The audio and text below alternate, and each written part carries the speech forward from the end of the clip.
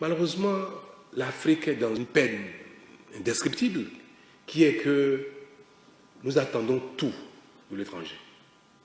Les pays africains, dont le Bénin, jadis, pensent que ce sont les Occidentaux, les Européens, les Américains, les Chinois qui doivent tout nous donner. La route, l'eau, l'électricité, les écoles, tout. La santé, tout. Et que nous n'avons aucun effort à faire par nous-mêmes.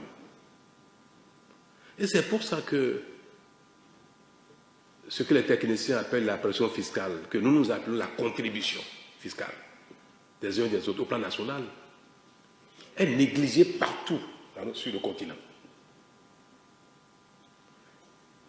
Les Africains, qu'ils soient pauvres ou riches, ne payent pas d'impôts, ne cotisent pas dans la caisse publique pour ceux dont nous avons besoin. Ils attendent que ce soit les impôts des autres pays, des autres continents, qui nous arrivent ici en dons, en ressources de coopération, pour satisfaire nos besoins. C'est pour ça qu'on ne se développe pas, chers amis. Depuis quand un mendiant s'enrichit avec l'aumône, avec la charité? Si nous sommes des mendiants éternels, on ne va jamais s'enrichir. Moi, je n'ai pas vu souvent dans ce monde les mendiants, il y a des exceptions peut-être, des mendiants devenir riches, rien qu'en tendant la main, en demandant de l'aumône. Et c'est ce que fait l'Afrique. Nous passons notre vie, depuis nos indépendances, à tendre la main, à dire, donnez-nous, sauvez-nous, et avec ça, on va s'enrichir. Mais c'est pour ça que, si on ne fait rien, après nous, nos enfants, nos petits-enfants, nos arrière-petits-enfants vont vivre la même situation que nous, voire pire. Quelques-uns vont en sortir, quelques-uns. Mais globalement, nous irons de pauvreté en pauvreté. C'est pour ça que les pays africains ont tort de ne pas organiser leur économie, de ne pas organiser leur filière agricole, de sorte qu'elles produisent de la valeur ajoutée, elles produisent de la richesse, elles produisent des emplois. Et elles contribuent aussi aux ressources publiques. Certains pays voisins, des productions agricoles, des pays qui s'organisent,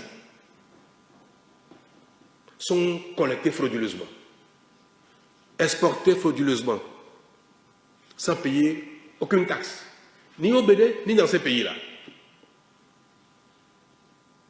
À la fin, c'est quoi? On a enrichi quelques individus ici, quelques-uns. On a enrichi ces gros exportateurs qui amènent tout dans les pays asiatiques, principalement ce qui concerne le soja et le cajou. Ça les enrichit là-bas. Des pays que vous connaissez bien, qui n'est pas nécessaire de citer, sont producteurs uniques même de cajou au monde, avec des cajous qui viennent de nos pays. Ils créent de la richesse, ils créent de l'emploi, ils contribuent aux ressources de leur pays, avec nos produits à nous, qui ne créent aucune richesse en dehors de le peu qui est fait au champ, qui créent aucun emploi, qui ne contribuent à rien, et tout part à travers nos pays, les pays voisins, consorts, et partent. Non. On a dit, le Bénin va se distinguer autrement. Le Bénin va s'organiser pour que, même si les gens à côté, dans un pays, ne font rien du tout, nous allons faire ce qu'il faut pour que notre pays, à nous, sorte de cette situation-là. L'idéal, c'est que ce soit une dynamique régionale, globale, que tout le monde aille dans la même direction. Rigueur, sérieux, organisation, pour que nos pays, ensemble, sortent de la misère. Mais si les autres refusent, pourquoi voulez-vous que nous, on croise les bras? On va faire notre chemin. Et chacun de nous fera sa part de job.